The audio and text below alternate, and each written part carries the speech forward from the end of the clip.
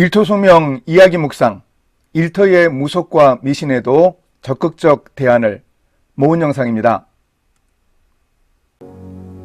일터에서 경험할 수 있는 무속 문화에 대해서도 우리는 크리스천다움을 드러낼 수 있어야 합니다.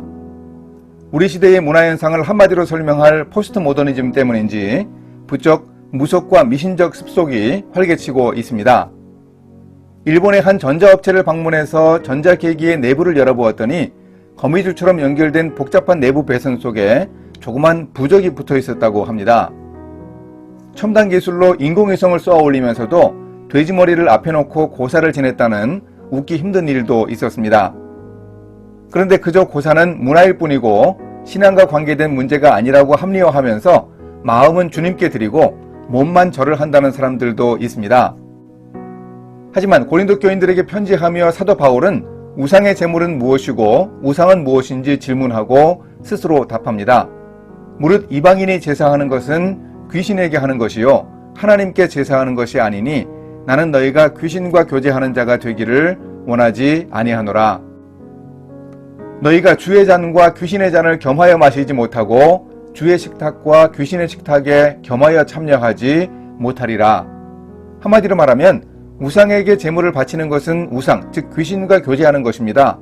주의 식탁에서 성찬을 나누면서 동시에 귀신과 함께 교제하는 것은 불가능하다고 바울은 말합니다. 따라서 우리는 우상 숭배를 금지한 하나님의 말씀에 따라서 무속 문화에 대한 크리스천다운 대응 자세를 보여주어야 합니다. 소극적으로 대처할 수밖에 없는 크리스천들은 회사에서 열리는 고사 자리에서 그저 뒤에 서서 기도할 수 있습니다.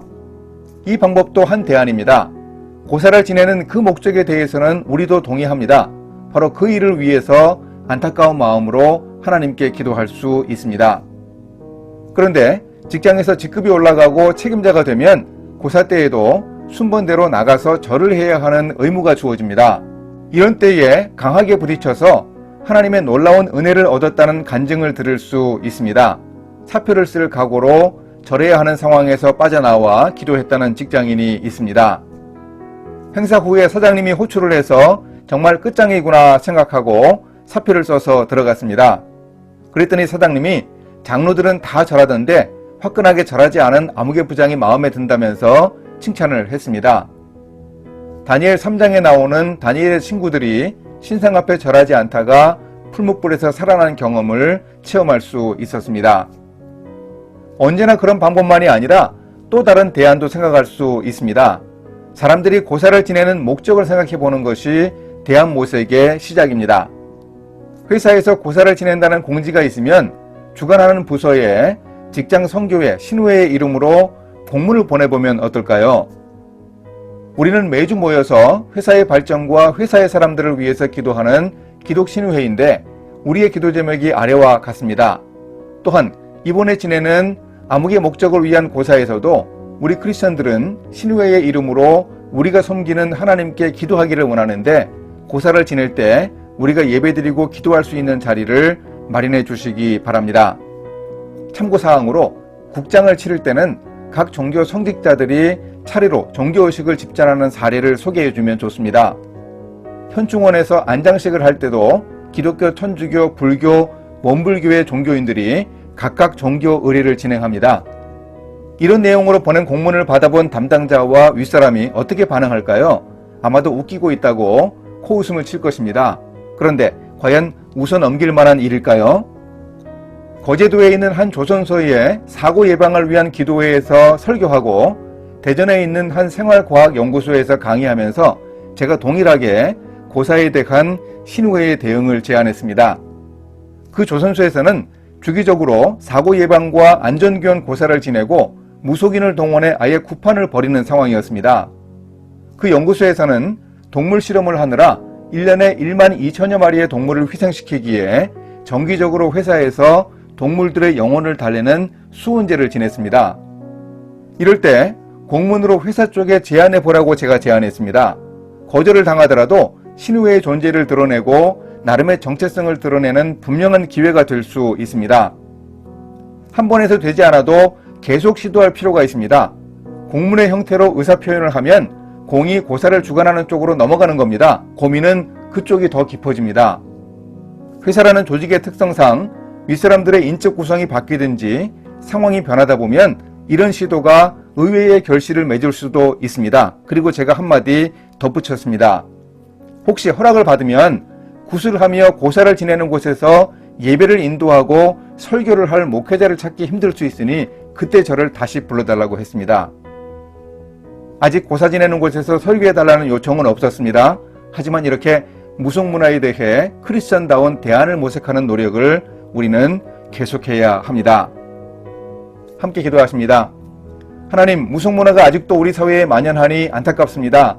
우상숭배에 빠지지 말고 크리스천다운 적극적 대안을 마련할 수 있도록 인도해 주소서. 문제의식을 느끼고 기도하며 전략적으로 대응하도록 주님이 함께하여 주소서. 예수님의 이름으로 기도합니다. 아멘. 일터에서 겪는 무속문화에 대한 대안은 일터 사역을 하는 목사의 머릿속에서나 가능한 이론만은 아니었습니다. 실제로도 대안을 실천하고 있는 크리스천들을 만났습니다. 10여 년 전 한 교회 청년부의 여름 수련회 특강을 갔는데 그 교회의 청년부 회장인 형제님이 이야기해 주었습니다. 경기도 포천에 있는 육류 가공 유통회사에 다니는데 그 회사는 사장님의 지시로 연초에 회사원들이 다 모여 고사를 지낸다고 했습니다. 그 행사를 주관하는 사람이 크리스천인 이사님인데 그분이 고사를 다 준비해주고는 직원 중에 한 사람을 세워 고사를 지내게 합니다.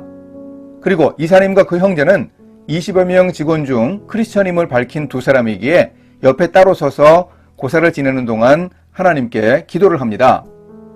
그런 일이 해마다 반복되니 그 회사의 직원들은 고사를 지낼 때면 크리스천들도 함께 회사를 위해 기도하는 것이 당연한 줄 알고 있다는 겁니다. 이렇게 대안을 찾아서 시도해보면 길이 열립니다. 하나님이 세상 속에서 크리스천의 정체성을 유지하기 위해 노력하는 우리를 어여쁘게 보시고 은혜를 주십니다. 이렇게 사람들이 무속문화에 집중하는 현실을 보면 한심하다는 생각도 듭니다. 바울이 아테네에서 많은 우상들 중 알지 못하는 신이라고 새긴 단을 보았습니다. 사람들은 뭔가 두렵고 불안할 때 종교적인 성향을 보이지만 그 종교성이 인생의 문제를 진정으로 풀어주지 못합니다. 성경은 우리 삶을 하나님이 주관하신다고 가르칩니다.